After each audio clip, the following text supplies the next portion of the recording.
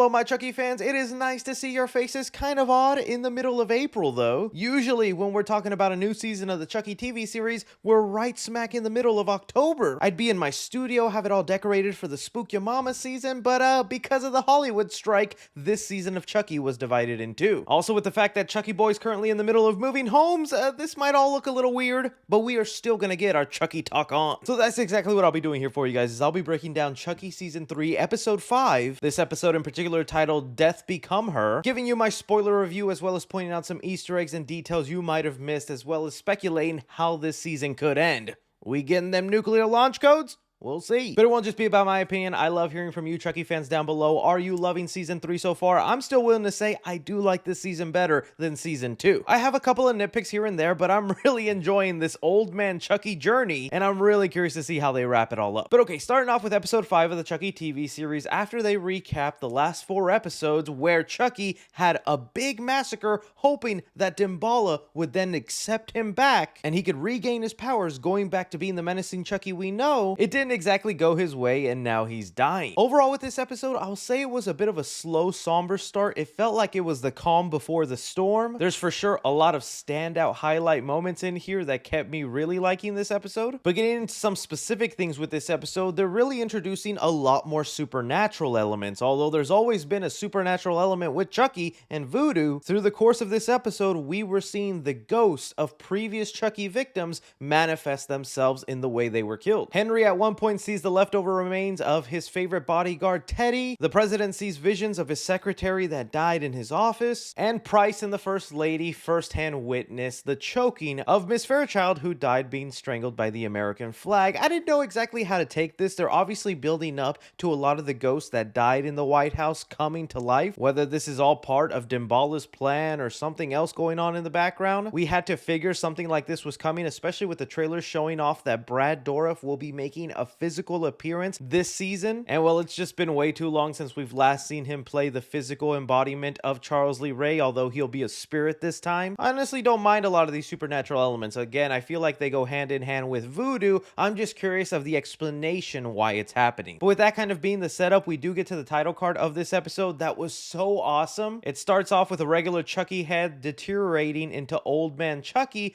turning into skull and bones, but not just that, eventually going into the metal endoskeleton that we know the good guy dolls are made of, that was prominently seen in the opening of Child's Play 2. I love that good guy doll head, and so just seeing an opening sequence like this just made it one of my favorite opening title cards. But really, all the Chucky title cards always seem to knock it out of the park. And I guess since we're on the topic of old man Chucky, we get a kill early on in the episode. We see a White House staff member that's there to clean the rooms look at old man Chucky, and I've got to say, I love this old man look. I've been back and forth on the way the doll looks in the TV show. Sometimes I think it looks really great. There are moments in the first season where I thought it looked awesome. I love that they still keep up the trend of changing Chucky's face every now and then, but there are a lot of times where the doll just looks a little generic, a little too plasticky. But that's with my bias of just absolutely loving the look that Kevin Yeager gave the doll in Child's Play 2. But I'm not gonna lie, they outdid themselves with this old man makeup look, maybe because it finally gives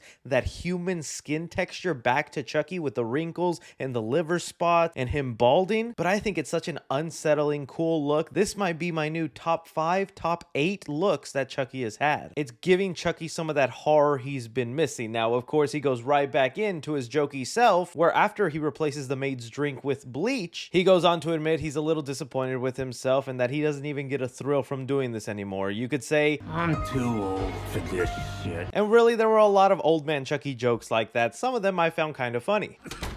Now I can't even get it up. But while Chucky was having all those shenanigans, our trio then go to work on trying to figure out what to do next. Lexi makes up with Grant and apologizes for looking like she was only interested in going in the White House, while Jake and Devin decide to take a trip to go see the Voodoo doctor. Now, there's some things I love and dislike about this one. I do love that they brought up the idea of them finally using some voodoo or magic against Chucky. Since we know this is a world where voodoo obviously exists and works thanks to Chucky, it's kind of crazy we've gotten several movies, several seasons of a TV show, and nobody has thought about, what if we study voodoo and use it against Chucky? And now the show is finally going to play into that. I love that idea and I hope it goes good. It just again gets a little goofy once you get to the voodoo doctor's office and it's all played up campy and cheesy. It's elements of Chucky that I know if they just took seriously and dug deep into it, it could make the world so much more richer, but it's always just played up kind of for a joke. But there's plenty of you guys who leave comments saying you love that campy jokey side. I've learned through doing these recaps there are giant fans of Sita Chucky, and I'm happy for you. But essentially, they get informed that Chucky's already dying. There's nothing they have to do. He's going to die either way because Damballa has abandoned him. Devin at one point even talks to Jake and says, what if we just run away? If this is all about to be over with, let's just go live our lives and stop trying to chase Chucky. I think even in the hotel room, their room is supposed to be a little similar to the hotel room that we saw in Bride of Chucky because it had a mirror above the bed. Little things like that is just nice to remember other Chucky movies. But now this brings us into one of my favorite gags and jokes that Chucky has done, and this is where I'll admit this kind of cheesy fun humor I do enjoy. We go back to see Chucky, who's just chilling in his room watching TV, flipping through a couple of channels where he starts to make fun of other horror movies featuring killer dolls. First he starts off with The Boy, where he says, What a fucking joke.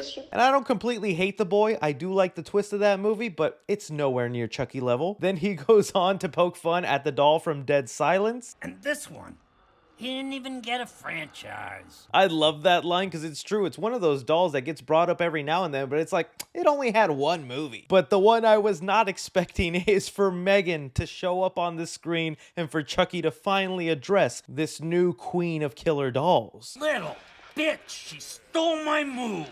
You Mugthregan. Mugthregan. I am never gonna stop calling Megan that now. Chucky said it here first. Mugthregan. That is why he will remain our king. And Don Mancini has been saying the past couple of weeks he's working on a new Chucky movie. You need to go back to theaters, Chucky. You need to show them why you're the king of killer dolls. But that kind of joke aside, this also puts me at ease a little bit. There have been reports every now and then where Don Mancini is saying he's open to do a movie where Chucky and Megan fight each other. This Chucky franchise and the Megan series is owned by Universal, so that's a real possibility, and there was a part of me that seriously thought they're gonna do that. They're gonna do Megan versus Chucky, and I would have watched it, but it's not what I actually would have wanted out of Chucky. Now to see in the universe Chucky, Mugthregan is just a movie and not a real thing, that crossover is not likely. They've addressed it and we can move on from that, and that puts me at ease a little bit. But this is then where Chucky sees Jennifer Tilly, aka Tiffany, is in prison and he decides to call her up and just lay it out all on the line saying he's dying, where Tiffany decides to motivate him up, say he's the greatest of all time and if that he's gonna go out,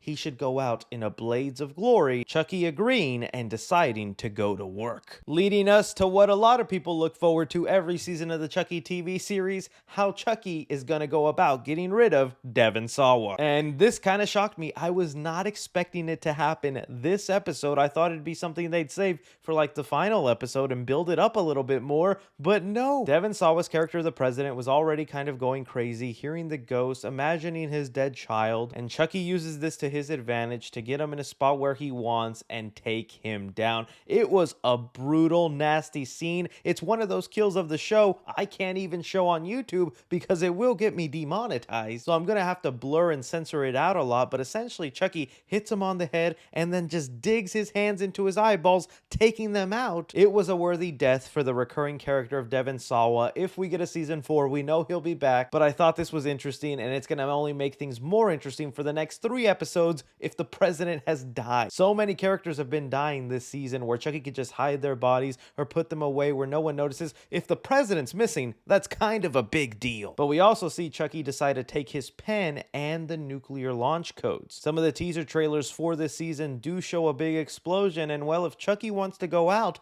that would be one crazy way to end the franchise, is just nuke the entire planet. That would give Chucky the ultimate kill count of all the horror icons that have ever lived. I doubt it'll actually actually end that way, but it's cool that they're setting that up. So overall, I'm still very much enjoying season 3 of the Chucky TV series. I can't wait for the next 3 episodes. Chucky's only going to get more violent and brutal the more he deteriorates, and I think that's just awesome. What about you guys? What did you think about this new episode for the Chucky TV series? Your thoughts, predictions, what you love, what you don't love, anything and everything. Be sure and like, subscribe, follow me on Twitter at 3C Films or on TikTok at 3C Films. But as always, I'm Chucky Boy.